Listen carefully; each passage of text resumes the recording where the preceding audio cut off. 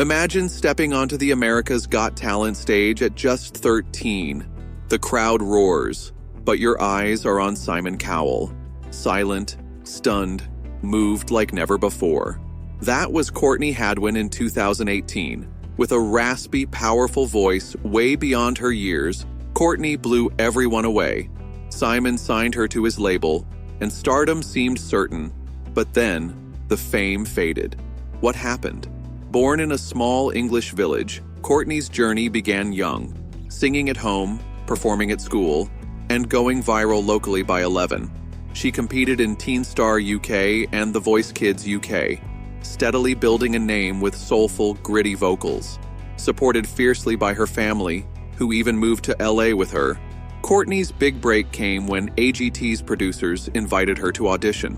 Her powerful Otis Redding cover shocked the judges and audience alike, earning Howie Mandel's Golden Buzzer and over 300 million views online. Courtney advanced to the finals, winning a global fan base, but finished 6th.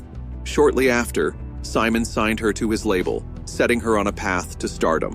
But fame at 13 proved overwhelming, and the journey ahead was far from easy. But the music industry wanted more than just a viral moment. They wanted a star. Overnight, Courtney became a household name in America, and a rising sensation back in the UK, hailed as the next Janis Joplin. At just 14, she signed a long-term deal with Psycho Music and Arista Records, calling it a dream come true. But behind the excitement was a heavy burden. Suddenly, this teenager was expected to deliver chart-ready music, handle interviews, and promote herself in a world built for adults. The pressure mounted, and the nerves threatened to overwhelm her. Record executives pushed her toward a polished pop soul sound, shaping her image and music. Though compared to legends, Courtney felt torn between who she wanted to be and who the industry wanted her to become. Studio sessions, songwriting teams, and endless travel between the UK and US left her exhausted and isolated. Despite praise for her voice and energy, she felt like a product rather than an artist. She later admitted feeling controlled, pressured to fit a mold that didn't fully reflect her true self. The joy of creating music turned into a grueling assembly line, and the teenage girl behind the powerhouse voice struggled to find her identity amidst the chaos. Courtney soon faced mental exhaustion. Behind the scenes, the pressure to perform every week, carry the finale energy, and stay strong was overwhelming. Despite Howie's support and fan praise, she felt isolated, traveling between continents, surrounded by industry suits, missing home and authenticity. Slowly, she began to withdraw.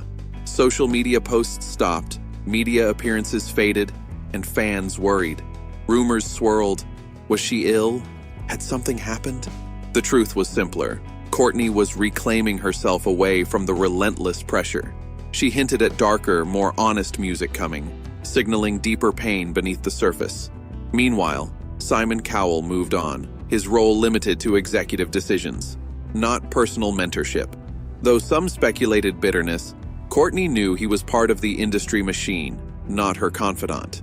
Over time, Courtney stepped back publicly, but rebuilt quietly, working with independent producers like Grammy winner Kevin Bowe.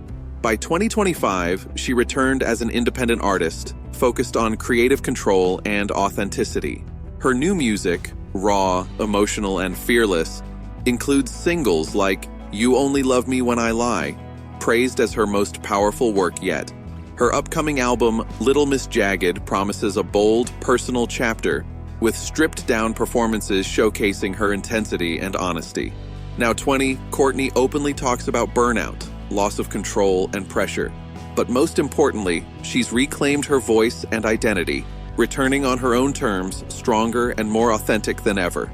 Gone are the days when Courtney chased applause. Now she creates to connect, to be truly seen. And Simon? He hasn't forgotten the 13-year-old who stunned the world. Recently, viral clips claimed Simon broke his silence on Courtney's journey.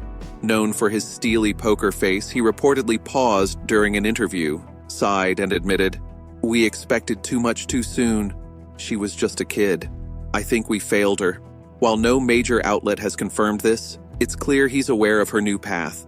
If true, imagine Simon reflecting on that raw, lion-hearted audition and how quickly the industry's demands replaced her freedom. He might realize he thrust a young girl into a machine bigger than she was ready for. Meanwhile, Courtney has rebuilt on her own terms, working with Kevin Bowe, releasing brutally honest songs like You Only Love Me When I Lie and Monsters. She's no longer just the viral sensation from America's Got Talent. Today, Courtney is a grounded artist living back in the UK, balancing music, family, and authenticity. She calls County Durham home again, surrounded by a small, dedicated team and old friends who keep her grounded. Her social media presence is vibrant and genuine, over 1 million followers across TikTok, YouTube, Instagram, and Facebook. But Courtney uses these platforms not for hype, but to connect. She shares studio snippets, mental health talks, workout routines, style experiments, and candid glimpses of everyday life. Fans praise her honesty. In recent live streams, she's opened up about social media's pressures, mental health challenges, and the importance of self-care and boundaries. She's committed to making music that feels real, not staged, excited to finish her album without chasing perfection. Courtney's story isn't just about a child star lost to fame, it's about reclaiming identity and finding true artistry in the noise. In early 2025, Courtney signed with Total Artist Management under Oliver Mojeda, after leaving Mentau's due to creative differences that stalled her growth.